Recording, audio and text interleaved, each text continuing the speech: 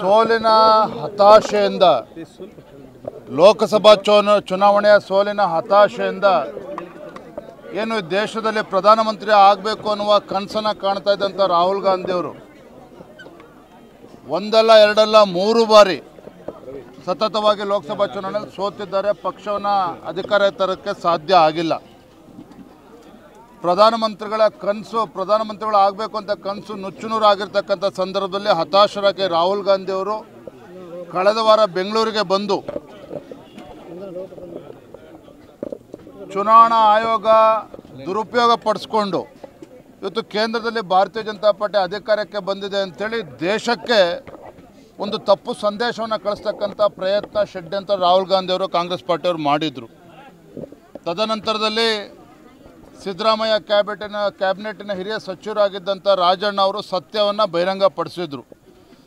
ಅವರ ಸರ್ಕಾರ ಇದ್ದಾಗಲೇ ಅವರ ಅವಧಿಯಲ್ಲೇ ಆಗಿರ್ತಕ್ಕಂಥದ್ದು. ಈ ರೀತಿ ಮಾತಾಡ್ತಕ್ಕಂಥದ್ದು ಸರಿಯಲ್ಲ ಅಂತ ಹೇಳಿದಾಗ ಸತ್ಯವನ್ನು ಕೇಳಿಸ್ಕೊಳ್ಳೋದಕ್ಕೆ ಸಾಧ್ಯ ಆಗದೇ ಇವತ್ತು ರಾಹುಲ್ ಗಾಂಧಿಯವರು ಒತ್ತಡವನ್ನು ಹೇರಿ ಇವತ್ತು ಮಂತ್ರಿಮಂಡಲದಿಂದ ಉಚ್ಚಾಟನೆ ಮಾಡಿದ್ದಾರೆ. ರಾಜೀನಾಮೆ ಕೊಟ್ಟಿಲ್ಲ ರಾಜಣ್ಣವರು, ಉಚ್ಚಾಟನೆ ಮಾಡಲಾಗಿದೆ.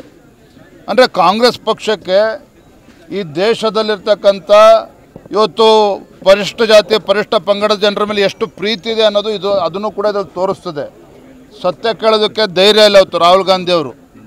ಇವತ್ತು ಇಷ್ಟು ಹೇಳ್ತಾನೆ, ಏನೇ ಅಪಪ್ರಚಾರ ಮಾಡಿದ್ರು ಸಹ ಈ ದೇಶದ ಜನತೆ ನರೇಂದ್ರ ಮೋದಿಜಿಯವರನ್ನು ನಂಬ್ಕೊಂಡಿದ್ದಾರೆ, ಒಪ್ಕೊಂಡಿದ್ದಾರೆ.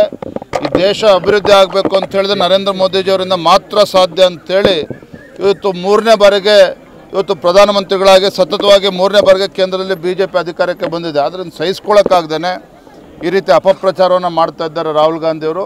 ಹಾಗಾಗಿ ರಾಜಣ್ಣ ಅವ್ರ ಹೇಳಿಕೆಯೂ ಕೂಡ ಸಹಿಸ್ಕೊಳ್ಳೋಕೆ ಸಾಧ್ಯ ಆಗಿದೆ.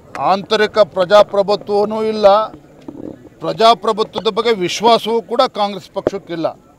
ಪ್ರಜಾಪ್ರಭುತ್ವದ ಬಗ್ಗೆ ವಿಶ್ವಾಸ ಇದ್ದಿದ್ದೇ ಆದರೆ ಇವತ್ತು ರಾಹುಲ್ ಗಾಂಧಿಯವರು ಚುನಾವಣಾ ಆಯೋಗವನ್ನು ಪ್ರಶ್ನೆ ಮಾಡ್ತಕ್ಕಂಥ ದುಸ್ಸಾಹಸಕ್ಕೆ ಕೈ ಹಾಕ್ತಾ ಇರಲಿಲ್ಲ. ಇವತ್ತು ದೇಶದ ಉಚ್ಚ ನ್ಯಾಯಾಲಯದ ಬಗ್ಗೆನೂ ಕೂಡ ಇವತ್ತು ಅದನ್ನು ಕೂಡ ಪ್ರಶ್ನೆ ಮಾಡ್ತಕ್ಕಂಥ ಪರಿಸ್ಥಿತಿಗೆ ಆಗಲೇ ರಾಹುಲ್ ಗಾಂಧಿಯವರು ಬಂದಿದ್ದಾರೆ. ಅಂದರೆ ಹತಾಶರಾಗಿ ಈ ದೇಶದ ಯಾವುದೇ ಒಂದು ಸಾಂವಿಧಾನಿಕ ಸಂಸ್ಥೆಗಳ ಬಗ್ಗೆ ಆಗಲಿ ಪ್ರಜಾಪ್ರಭುತ್ವದ ಬಗ್ಗೆ ಆಗಲಿ ಸಂಪೂರ್ಣ ವಿಶ್ವಾಸವನ್ನು ರಾಹುಲ್ ಗಾಂಧಿಯವರು ಕಳೆದುಕೊಂಡಿದ್ದಾರೆ. ಸಿದ್ದರಾಮಯ್ಯ ಪ್ರಜಾಪ್ರಭುತ್ವದ ಬಗ್ಗೆ ದೊಡ್ಡ ಭಾಷಣ ಮಾಡ್ತಾರಲ್ಲ, ಅದಕ್ಕೆ ಏನು ಹೇಳ್ತೀವಿ?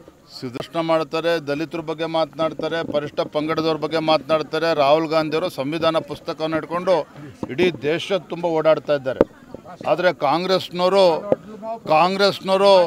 ಇವತ್ತು ಪರಿಶಿಷ್ಟ ಪಂಗಡಗಳನ್ನು ಕೇವಲ ಮತ ಬ್ಯಾಂಕ್ ಆಗಿ ಮಾಡ್ಕೊಂಡಿದ್ದಾರೆ ಹೊರತು ಅವರ ಉದ್ಧಾರಕ್ಕಾಗಿ ಯಾವತ್ತೂ ಕೂಡ ಯೋಚನೆ ಮಾಡಿಲ್ಲ. ಅದು ಕಾಂಗ್ರೆಸ್ ಅವರಿಂದ ಸಾಧ್ಯನೂ ಕೂಡ ಆಗೋದಿಲ್ಲ.